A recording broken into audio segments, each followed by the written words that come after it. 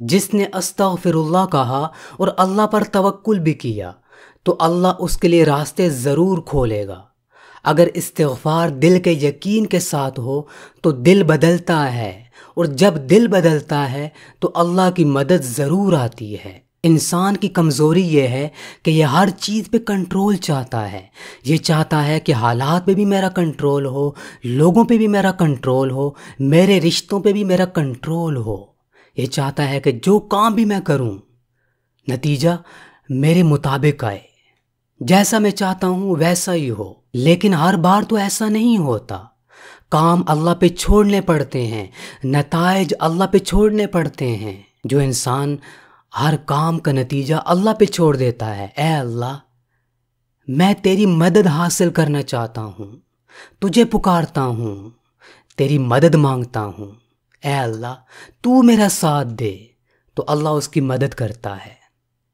اللہ پھر حالات کو بدلتا ہے، اس کے رشتوں میں برکت آتی ہے۔ جو انسان ہر چیز کو اپنے کنٹرول میں رکھنا چاہتا ہے، کوئی بھی چیز اس کے کنٹرول میں نہیں ہوتی، وہ اور کمزور ہوتا ہے، وہ پھسلتا رہتا ہے، اس کا سکون برباد ہو جاتا ہے۔ تم بس یہ کام کرو کہ ماضی میں جو کچھ ہوا، جو غلطیاں ہوئیں، جو گناہ ہوئے، ان پر سچے دل کے ساتھ توبہ و استغفار کرو۔ اللہ معاف کرنے والا ہے۔ سچے مومن کی نشانی یہ ہے کہ وہ اپنے ماضی پر استغفار کرتا ہے اور اپنا مستقبل اللہ پہ چھوڑ دیتا ہے۔ اے اللہ تو بہتر کرنے والا ہے۔ یہی سچے مومن کی نشانی ہے۔ ماضی میں جو غلطیاں کی، جو کوتاہیاں کی، جو گناہ کیے، ان پر استغفار کرو سچے دل کے ساتھ، اور مستقبل کے بارے میں اللہ پر توکل کرو۔ جو انسان توکل کرتا ہے اللہ اس کے ساتھ ہے۔ اس بات کو ذہن نشین کر لو، اپنے دماغ میں اس بات کو پختہ کر لو کہ اللہ ہمارے ساتھ ہے۔ اگر اللہ ہمارے ساتھ ہے تو سب کچھ اچھا ہوگا۔ روزانہ استغفر اللہ کہا کرو، لیکن ایک بات یاد رکھو کہ استغفار دل کے خلوص کے ساتھ کرو، دل کے ساتھ۔ اگر تم سارا دن استغفر اللہ کہتے رہو لیکن دل نادم ہی نہیں، دل میں یہ احساس ہی نہیں کہ میں نے گناہ کیے، میں نے غلطیاں کی، کوتاہیاں کی، تو وہ فائدہ نہیں ہوگا جو ہونا چاہیے۔ اگر انسان صرف منہ سے استغفر اللہ کہتا رہے، اللہ کا ذکر کرتا رہے، پھر بھی فائدہ ہوتا ہے، لیکن وہ لذت، وہ فائدہ جو دل کے یقین کے ساتھ ملتا ہے، وہ صرف زبان سے نہیں ملتا۔ دل کے اندر یہ بات ہو کہ اللہ مجھے معاف کرنے والا ہے، میں نے بہت بڑے بڑے گناہ کیے ہیں، غلطیاں کی ہیں، اللہ کو ناراض کیا ہے، لیکن مجھے یقین ہے کہ اللہ مجھے معاف کرے گا۔ اگر دل کے اندر یہ پختہ یقین ہے، دل کے اندر ندامت بھی ہے، تو بہت زیادہ فائدے ملیں گے۔ جب انسان کام کرنے سے پہلے اللہ کو یاد کرتا ہے، استغفر اللہ کثرت کے ساتھ کہتا ہے، تو اللہ اس کے لیے آگے والے راستے آسان کر دیتا ہے۔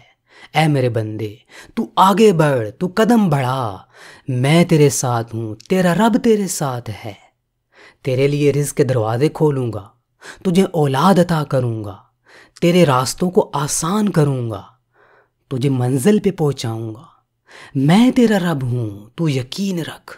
لوگ کہتے ہیں کہ ہم تو ہزار مرتبہ روزانہ استغفر اللہ کہتے ہیں، لیکن ہمیں فائدے نظر نہیں آتے۔ کیا تم آزما رہے ہو؟ اللہ کو آزما رہے ہو؟ یقین رکھو، جس دل میں یقین نہیں ہوتا اسے کامیابی نہیں ملتی۔ استغفار کے فائدے اسے ہی ملیں گے جو اللہ پہ یقین رکھے گا اور نکل جائے گا، اللہ پہ توکل کرے گا، اللہ اس کے ساتھ ہے۔ یقین کے ساتھ ہی تو سارے کام بنتے ہیں۔ جس کے دل میں یقین نہیں ہے وہ جو کچھ بھی پڑھتا رہے، ثواب تو ملے گا لیکن فائدے نہ حاصل نہیں ہوں گے۔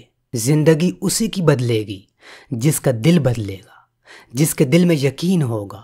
اگر دل بدل گیا تو ساری چیزیں آسان ہیں، ساری بات دل کی ہے، اسے بدلنا بڑا مشکل ہے۔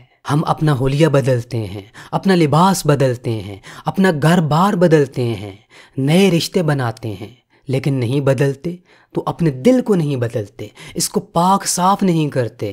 یہ زنگ سے بھرا ہوتا ہے، اس پہ گناہوں کی میل ہوتی ہے، لیکن گناہوں سے اس کو صاف ہی نہیں کرتے، اس کو دھوتے ہی نہیں۔ یہ یقین کے ساتھ صاف ہوتا ہے، استغفار کے ساتھ صاف ہوتا ہے۔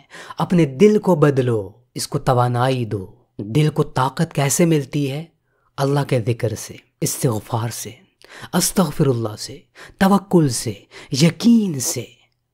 جس کا یقین جتنا زیادہ مضبوط ہوگا، جتنا زیادہ جو آدمی توکل کرے گا، اپنے گناہوں پہ معافی مانگے گا، اللہ اس کے دل کو بدلے گا، اس کا دل مضبوط ہوگا، اس کے کام آسان ہوں گے، اللہ اس کے ساتھ ہوگا۔